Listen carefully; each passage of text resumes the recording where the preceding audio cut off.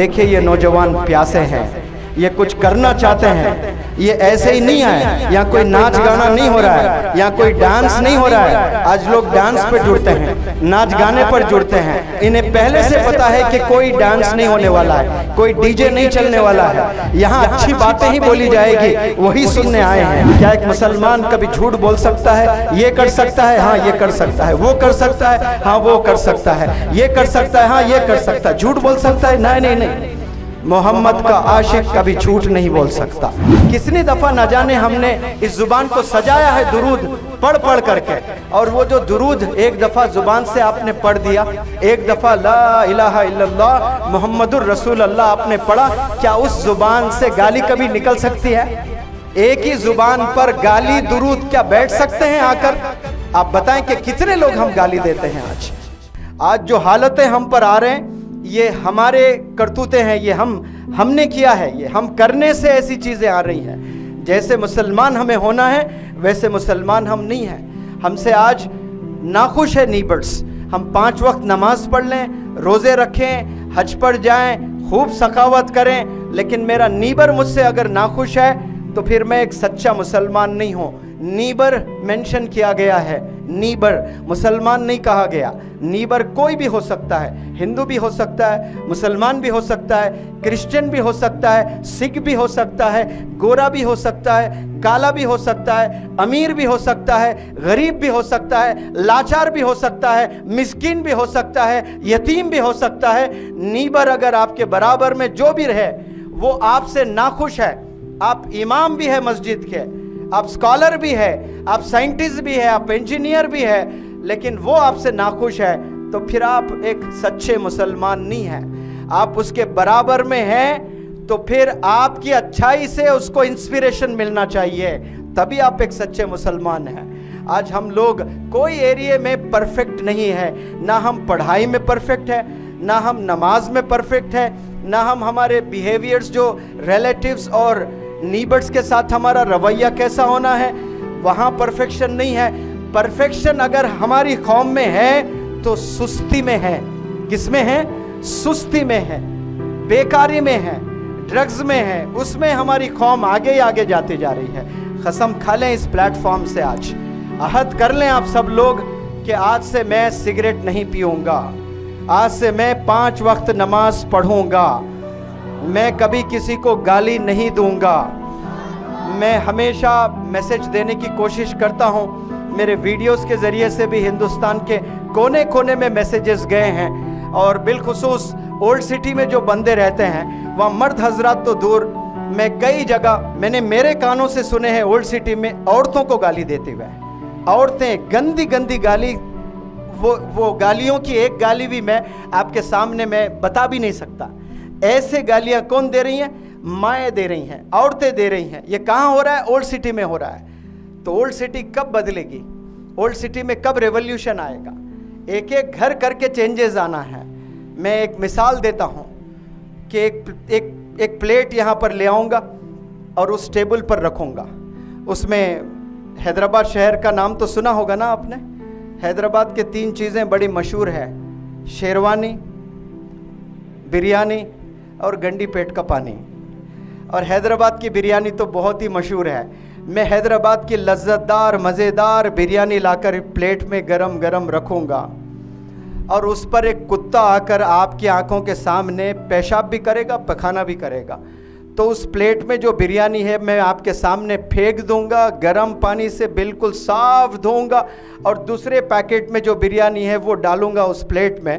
ईमान से बताएं, दिल गवारा करेगा खाना खाने के लिए?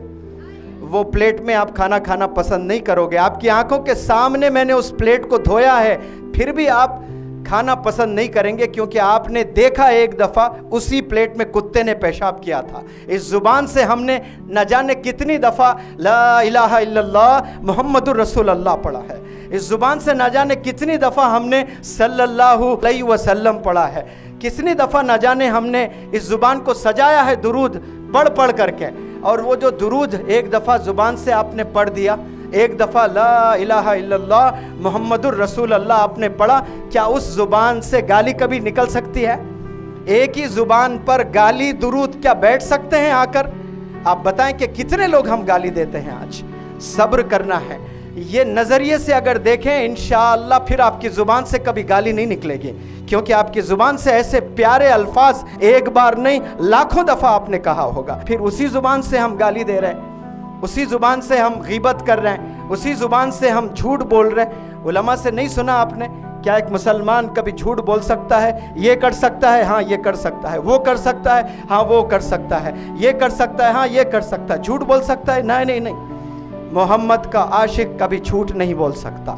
लेकिन आज कितने झूठ हम बोल रहे हैं। बिजनेस भी करते हैं, उसमें भी धोखा, उसमें भी झूठ। कोई चीज़ बेच रहे हैं और ये माल बिक रहा है, अब कह रहे हैं कि भाई ये कितने में है? भाई ये 3000 में है, इसको 2500 में दो।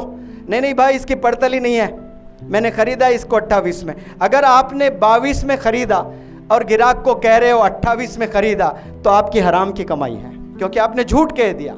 आप उसे 2000 में खरीद के 20000 में बेचिए, लेकिन बोलिएगा मत कि कितने में आपने ख़रीदा है। झूठ अगर बोल रहे हो तो हराम हो गया। आप मार्केट में कोई 3 बेच रहा है, आप 3500 में बेचें, लेकिन बोले मत कि मैंने इसमें इतने में ख़रीदा। झूठ 22 में ख़रीदा, आप 28 में ख़रीदे कह रहे हैं, तो हराम के लुक़मे आपके पेट में जा रहे हैं। कहाँ अल्लाह की रहमत हमारे घरों पर उतरेगी? ये नज़रिए से हमें सोचना है तो हमें कामयाबी मिलेगी इंशाअल्लाह। सोच हमने बदलना है, ये बहुत ज़रूरी है। यूनिवर्सिटीज़, स्कूल्स, कॉलेजेस जो बच्चे जाते हैं, तालीम तो हासिल करते हैं, सर्टिफिकेट्स तो हासिल करते हैं, लेकिन कैरेक्टर में कोई सुधार नहीं होता है। आप सल्लल्लाहु अलैहि वसल्लम ने कैरेक्टर पर फोकस किया है। जो इंसानों के किरदार को बनाने पे आपने मेहनत की है, वो किरदार बनना बहुत ज़रूरी है। किरदार अगर हमारा नहीं बनता है, आप किसी को इंस्पायर नहीं कर सकते अपने ज़िंदगी में। यहाँ इतने सारे नौजवान बच्चे आए हैं, कल शाम तक मुझे नहीं मालूम था कि मुझे यहाँ एक लेक्चर देना है। मुझे बस इतना मालूम था कि मेडिकल कॉलेज में मुझे एक लेक्चर देना है। शाम में मौलाना ने कहा कि फ़लाने जगह एक छोटा सा प्रोग्राम है। फिर बाद में आने के बाद पता चला कि नहीं बारिश का जो है कुछ एक्सपेक्टेशंस है, आपको यहाँ नहीं फ़लाने ऑडिटोरियम में करना है। और जब आया देखा मैं 300 सीटर का ऑडिटोरियम है और 1000-1500 लोग यहाँ पर खड़े हुए हैं। इससे मुझे खुशी भी होती है। और इन उलमा हजरात ऐसे जय्यद, ऐसे कामयाब, ऐसे विजनरी एजुकेशनिस्ट और उलमा हजरात है, ये लोग को ले आकर के दिखाता हूँ मैं। देखिए ये नौजवान प्यासे हैं, ये कुछ करना चाहते हैं।